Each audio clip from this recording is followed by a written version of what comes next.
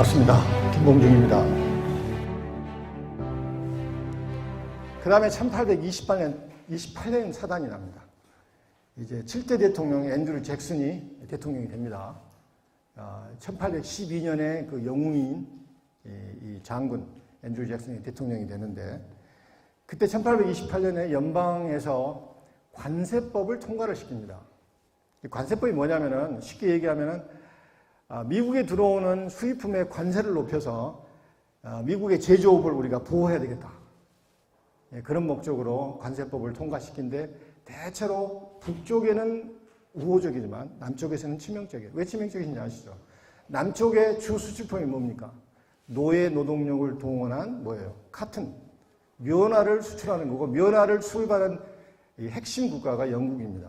이게 무슨 얘기냐면, 영국이 가만히 있겠습니까? 미국이 관세법을 올리면, 관세를 올리면 영국도 이제 보복 관세를 올리는 거예요. 그래서 미국 상품에 대해서 보복 관세를 부과하는 거예요. 그러면 이제 대부분의 남부, 이 플랜테이션, 남부의 대농장 부호들은 이제 죽을 맛이죠. 그래서 사우스캐롤라이나를 중심으로,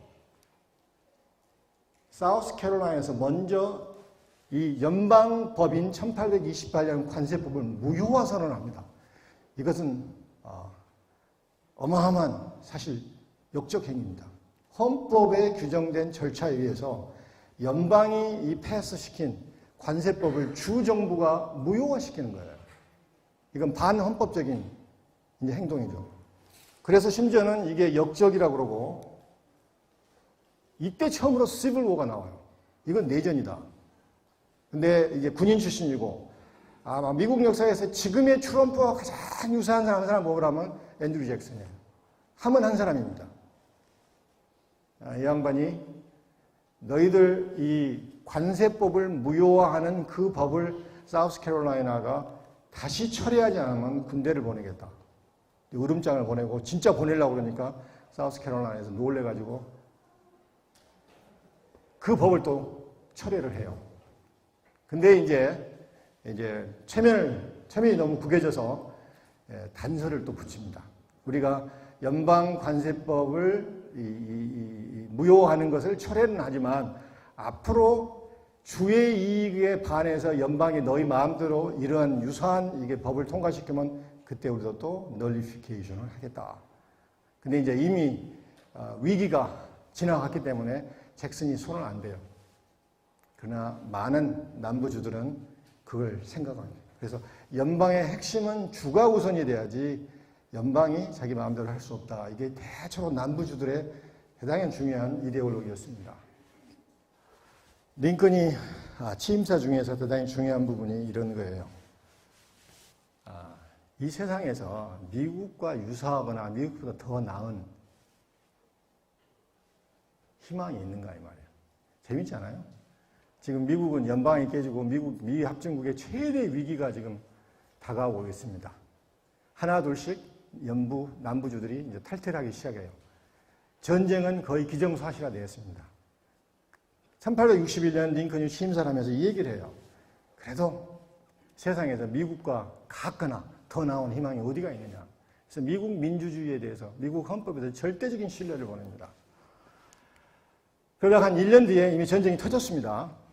1861년 7월 불런 전투를 통해서 전쟁이 이제 내전이 터졌습니다.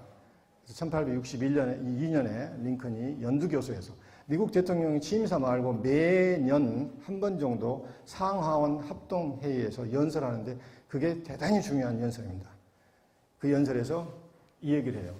이 부분은 여러분들 많이 들었을지 몰라요. 여기서 미국은 지구상에 남은 마지막 최고의 희망이다 선언을 하는 거예요. 이거 사실 말이 안 되는 거잖아요. 지금 누가 이길지도 모르는 내전 상황에서 연방은 지구상에 남은 마지막 희망이다. 이제 앞뒤 문맥을 쭉 얘기하면 역시 리버티 얘기, 민주주의 얘기, 이런 얘기를 합니다.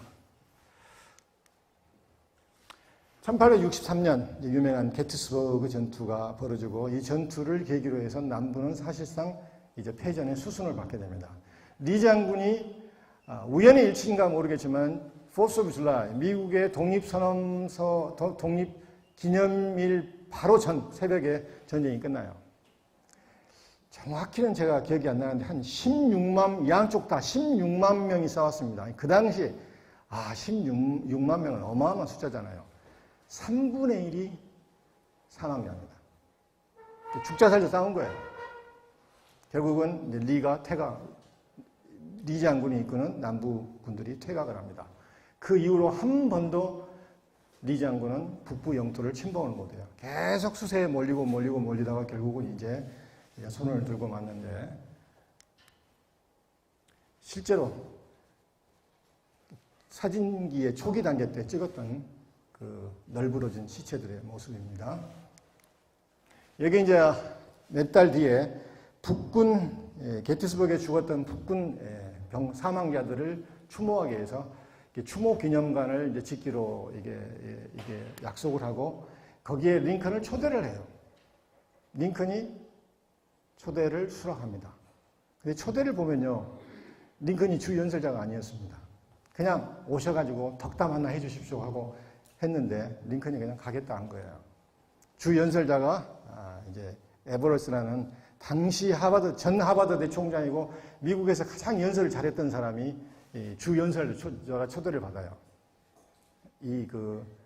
전몰 장병 이게 헌정식에 이 양반이 에버러트 교수가 무려 2시간을 얘기합니다. 원고 없이. 되게 교수들이 말이 좀 많잖아요. 네? 세상에 원고 없이 2시간을 떼약벗어서 연설합니다. 이게 청중들이나 모든 사람들이 지쳐있는 마당에 그 다음에 이제 마지막에 링컨이 나와서 그야말로 한마디 덕담을 해요. 읽습니다. 272자. 그 다음에 소요 시간이 채 3분이 안 됩니다. 그래서 이제 이게 연설이 끝나고 많은 사람들이 뭐 링컨이 화장실 간대? 뭐 이런 식으로 여수선한 분위기에서 끝이에요, 사실은. 근데 이게 세계 민주주의 역사에 길이 남을 그 유명한 게티스버그 연설입니다. 그리고 링컨을 지금의 링컨으로 만들었던 그 연설이 유명한 게티스버그 연설입니다.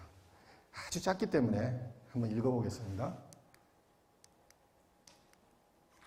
여든하고도 7해 전 우리의 선조들은 자유 속에 잉태된 나라, 모든 사람들은 평등하다는 믿음에 받쳐진 새 나라를 이 대륙에 낳았습니다.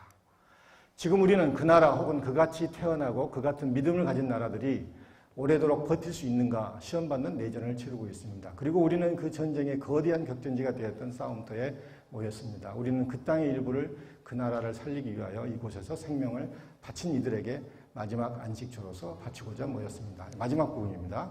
우리들에게 남은 일은 오히려 명예로이 죽은 이들의 뜻을 받들어 그분들이 마지막 모든 것을 바쳐 헌신한 그 대의에 더욱 헌신하는 것입니다. 그것은 그분들의 죽음이 헛되지 않도록 하고 신의 가호 아래 이 땅에 새로운 자유를 탄생시키며 그리고 사람들을 위한, 사람들에 의한, 사람들의 정부가 지구상에서 죽지 않도록 하는 것입니다. 끝입니다. 이게 전부예요. 그래서 미국 학생들이나 미국 사람들이나 우리도 마찬가지예요. 게티스버그 연설하면 마지막만 기억해요. 사람들을 위한, 사람들에 의한, 사람들의 정부. Government of the people, by the people, for the people. 아주 유명한 말이죠. 야, 민주주의 철학을 이렇게 압축적으로 한 구절로 얘기할 수 있을까 할 정도로 아주 유명한 연설입니다. 근데요, 제가 책을 쓰면서 게티스버그 연설 원문을 진짜 수십 번 읽어봤어요. 이게 뭔가 있겠다. 근데 이거 제 자랑인 것 같지만은 저는 찾아냈습니다.